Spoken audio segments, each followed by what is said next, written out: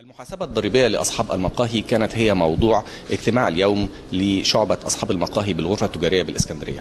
يسعدنا الآن أعزائي المشاهدين أن نلتقي مع الحاج شعبان متولي رئيس الشعبة والأستاذ محمد عبد الحميد نائب أول رئيس الشعبة. أهلا بحضراتكم معنا. اهلا بيك سيدي. أهلا بك حاج شعبان. اهلا بيك يا استاذي، الله يخليك. أستاذي، بداية نعرف هل هناك مشكلة ضريبية عند أصحاب المقاهي؟ هي من ناحيه المشاكل في مشاكل كتير، وخاصه في القصه المحاسبيه للمصلحه لاصحاب المقاهي. كانت عدد ايام النواه اللي بتبقى على اسكندريه، اللي استجد عليها عدد الايام اللي تم فيها حظر التجوال.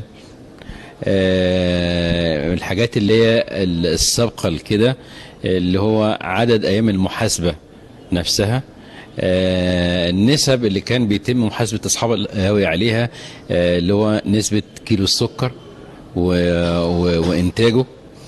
طبعا كان في مشاكل كبيرة وبتؤدي إلى يعني نقول عليه إجحاف لهم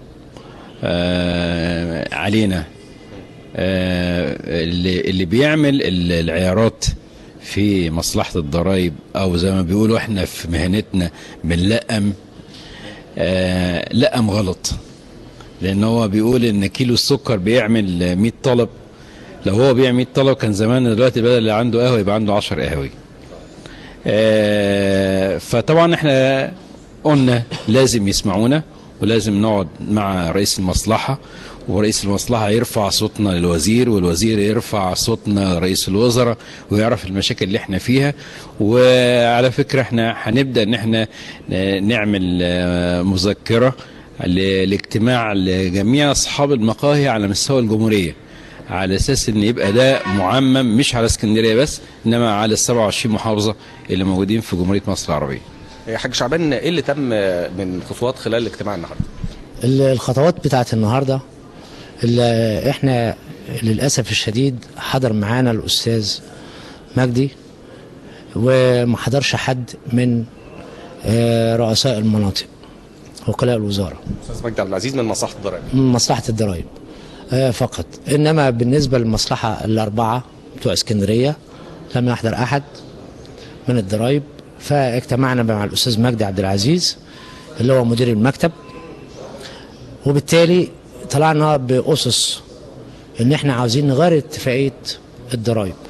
أسس المحاسبة الضريبية اللي اتعملت سنة 2001 كان كيلو السكر لسه مثلا ب3 جنيه، النهارده كيلو السكر كنا بنجيبوه ب7 جنيه.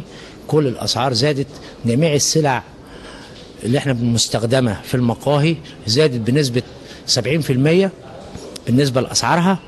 فطبعا بالتالي الضرائب شغالة علينا على طول، هي نفس المحاسبة. ما قدروش اللي فيه مثلا نواد بتنزل برضو ما شروهاش، بالرغم ان هم جايبين من بوغاز اسكندريه 15 يوم. بالرغم من كده لازم احنا نجيبوا جوابات من بوغاز اسكندريه ونقدموها كل سنه.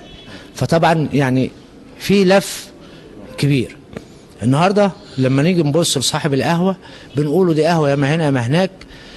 القهاوي غزت اسكندريه، العشوائيات غزت اسكندريه. النهارده صاحب القهوه، صاحب العين، صاحب المنشاه هو اللي بيدفع ضرايب وميه ونور وتامينات، وكل البائعين جائلين شغالين في الحواري وفي كله وبدون رخص وبدون كل حاجه، وشغاله وزادت. مفيش حد بيحاسبهم، مفيش الا غير بس هم المسجلين، واللي هي اصحاب المنشات الحيويه هي اللي شغاله. النهارده يبقى طالع بوفيه من الحي يقول عليه كافيتيريا.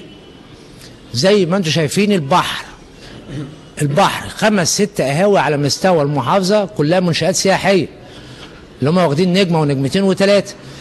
باقي المحافظه كلها واخده رخص من الاحياء، بوفيه وليس كافيتيريا. تاخد بال حضرتك؟ فديت كل